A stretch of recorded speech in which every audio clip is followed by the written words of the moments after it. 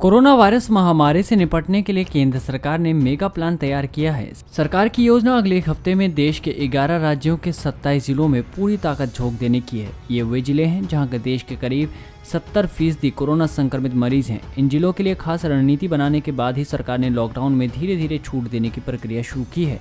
सरकार के कोरोना से संबंधित कुछ आंकड़े राहत लेकर आए हैं। कोरोना वायरस का दुष्प्रभाव देश के कुछ खास हिस्सों में है। देश के कुल 26,000 से अधिक कोरोना मरीजों में से 70% देश के 11 राज्यों के 27 जिले तक ही सीमित है। इस आंकड़े ने सरकार को अन्य अप्रभावित या कम प्रभावित क्षेत्रों में लॉकडाउन में छूट देने का हौसला दिया है। सूत्रों ने बताया कि कंटेनमेंट इलाकों को छोड़कर देश के सभी हिस्सों में सीमित संख्या में दुकानें खोलने की अनुमति इन्हीं आंकड़ों को देखने के बाद दी गई। प्रधानमंत्री द्वारा गठित रक्षा मंत्री राजनाथ सिंह की अध्यक्षता वाले मंत्री समूह ने इसी आधार पर लॉकडाउन में छूट की सिफारिश की थी। सूत्रों का कहना है कि 3 मई को खत्म हो रहे लॉकडाउन के दूसरे चरण के बाद कई और बड़ी राहतों की घोषणा की जाएगी।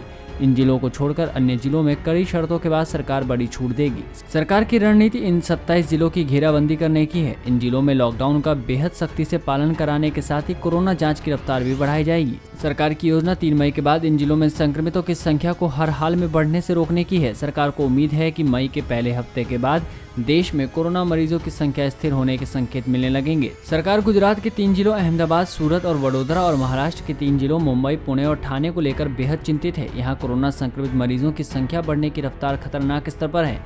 सरकार की योजना इन जिलों को पूरी तरह से सील कर पूरे जिले को लगातार सैनिटाइज करने, स्वास्थ्य सुविधाएं युद्ध स्तर पर बढ़ाने और कोरोना जांच व्यापक स्तर पर कराने की है। सरकार के सूत्रों का मानना है कि अहमदाबाद में अगले 3-4 दिन में हालात नहीं संभले तो कोरोना के कहर को रोकना मुश्किल हो जाएगा। सरकार की परेशानी की बड़ी वजह का दूसरा कारण यह है कि सभी शहर आर्थिक गतिविधियों को बहाल करने की दृष्टि से भी महत्वपूर्ण है।